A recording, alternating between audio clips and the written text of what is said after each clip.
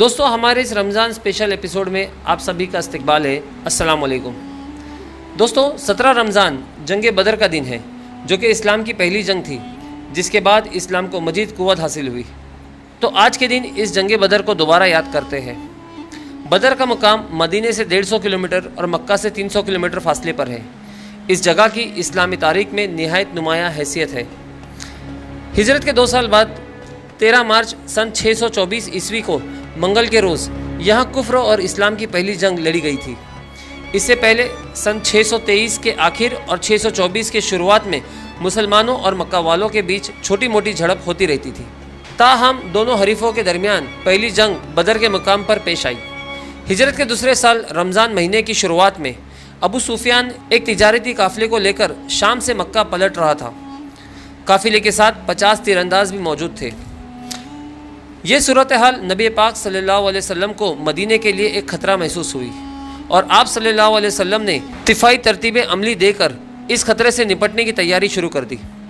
مکہ والوں کو ان تیاریوں کی اطلاع ملی تو انہوں نے ابو سفیان کی مدد کے بہانے مدینے پر حملہ کرنے کا ارادہ کیا، اور ابو جہل کی قیادت میں 1000 کا لشکر مدینے کی طرف چہل قدمی کرنے لگا۔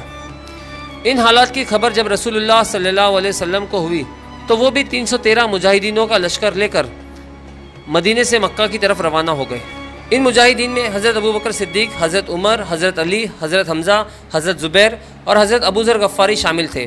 حضرت عثمان غنی اپنی بیمار اہلیہ کی تیمارداری کے لیے مدینہ میں ہی رکے رہے۔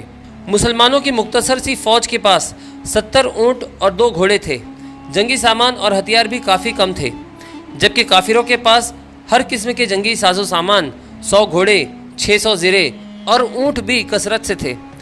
جب ابو سفیان کو مسلمانوں کے اس لشکر کی اطلاع ہوئی تو اس نے اپنا بدر کا رخ موڑ لیا اور ایک غیر معروف ساحل کے راستے سے مکہ پہنچ گیا، اور دوسری طرف یہ دونوں لشکر بدر کے مقام پر ایک دونوں کے قابل آ گئے۔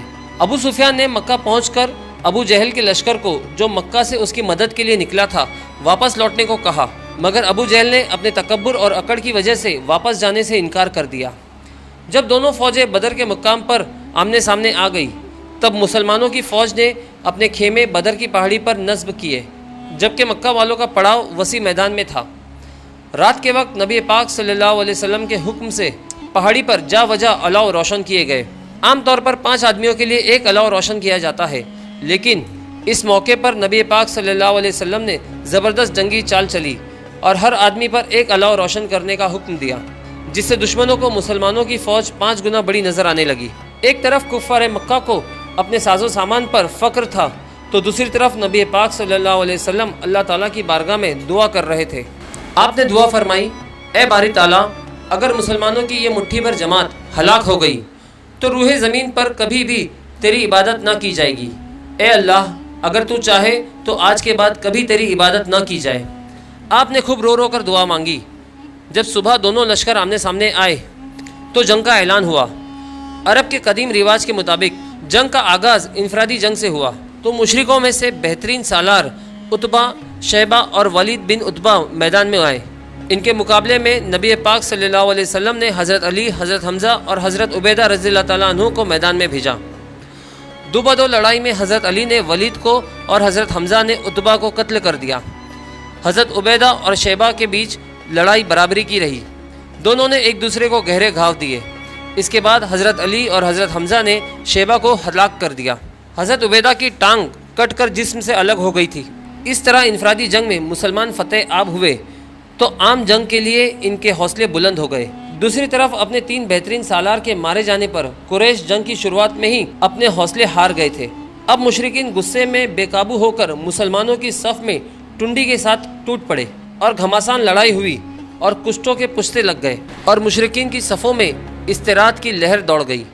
ابو جہل نے اپنی صفوں میں استراحت کی لہر دیکھی تو چاہا اس سیلاب کے سامنے ڈٹ جائے، چنانچہ وہ اپنے لشکروں کو للکارتے ہوئے تکبر کے ساتھ کہنے لگا، لات و ذات کی قسم، ہم اس وقت تک واپس نہیں جائیں گے جب تک ہم انہیں رسیوں میں جکڑ نہ لیں۔ دیکھو، تمہارا کوئی آدمی ان کے کسی آدمی کو قتل نہ کرے، بلکہ انہیں پکڑو اور گرفتار کرو تاکہ ہم انہیں اس حرکت کا مزہ چکھا سکیں۔ لیکن اسے اس غرور کی حقیقت کا بہت جلد پتہ لگ گیا، کیونکہ چند ہی لمحوں کے بعد مسلمانوں کے حملے سے मुशरिकों की सफ़े फटना शुरू हो गई। अबू जहल की मौत के प्यासे 2 अंसारी बच्चे उसे ढूंढ रहे थे। अब्दुर्रहमान बिन औफ रज़ियल्लाहु ताला अन्हु फरमाते हैं कि मैं जंगे बदर के रोज़ सफ़ में था, क्या देखता हूँ 2 नाउम्र नौजवान जिनकी मौजूदगी से मैं खुद हैरान हो गया कि इतने में उनमें से एक ने अपने साथी से छुपकर मुझसे पूछा, चचा मुझे अबू जहल को दिखला दीजिए। मैंने कहा, भतीजे तुम उसका क्या करोगे? उसने कहा, मुझे बतलाया गया है कि वो रसूलुल्लाह सल्लल्लाहु अलैहि वसल्लम को गालियाँ देता है। उस ज़ात की कसम जिसके कब्ज़े में मेरी जान है, अगर मैंने उसको देख लिया तो उसका वजूद मेरे वजूद से तब तक अलग ना होगा तब तक हम दोनों में से एक मर ना जाए। वो कहते हैं कि मुझे इस बात पर ताज्जुब हुआ। इतने में दूसरे नौजवान ने भी वही बात पूछी कि मुझे अबू जहल दिखला दीजिए। उसने भी उसके कत्ल का इरादा जाहिर किया। उनका बयान है कि मैंने चंद ही लम्हों के बाद देखा कि अबू जहल लोगों के दरमियान चक्कर काट रहा है। मैंने उन दोनों नाउम्र नौजवानों को बता दिया कि वो रहा तुम्हारा शिकार। फरमाते हैं कि ये सुनकर वो दोनों बच्चे अपनी तलवार लेकर उस पर झपट पड़े और उसे मार कर कत्ल कर दिया। फिर पलटकर रसूलुल्लाह सल्लल्लाहु अलैहि वसल्लम के पास आए तो आपने फरमाया, तुम में से किसने कत्ल किया? तो दोनों ने फरमाया, मैंने कत्ल किया। आपने दोनों की तलवारें देखी और फरमाया, तुम दोनों ने कत्ल किया। दोनों बच्चों के नाम माज बिन अम्र बिन जमू और माज बिन अफरा है। शाम से पहले जंग खत्म हो चुकी थी। मुसलमानों की मुट्ठी भर फौज ने फतह हासिल कर ली थी। इस जंग में मुसलमानों ने अल्लाह ताला की खुली मदद देखी, जिससे इनके ईमान में मजीद इजाफा हुआ। जंग में 14 मुजाहिदीन शहीद हुए और 72 काफिर मारे गए। मुसलमानों ने 70 काफिरों को जंगी कैदी बना लिया और बाकी सारे मैदान छोड़कर भाग निकले। और इस तरह मुसलमानों को अपनी पहली जंगी फतह हासिल हुई, जो कि इस्लाम को फैलाने में एक तारीखी मोड़ साबित हुई। मक्का के आसपास के कबीले भी इस फतह के बाद इस्लाम कबूल करने लगे।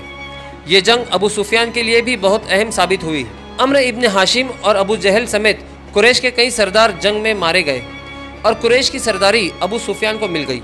बदर की फतह ने मुसलमानों के इरादों को मजीद मजबूत किया और इस्लाम की रियासतों को इस्तेकाम बख्शा। तो दोस्तों, इसी के साथ हमारी आज की वीडियो ख़त्म करते हैं। उम्मीद करते हैं आपको हमारी वीडियो पसंद आई होगी। आप इसे ज़्यादा से ज़्यादा लाइक कीजिए, शेयर कीजिए और कमेंट में अपनी राय देना ना भूलें। मिलते हैं कल एक नई वीडियो के साथ। तब तक के लिए अल्लाह हाफिज़।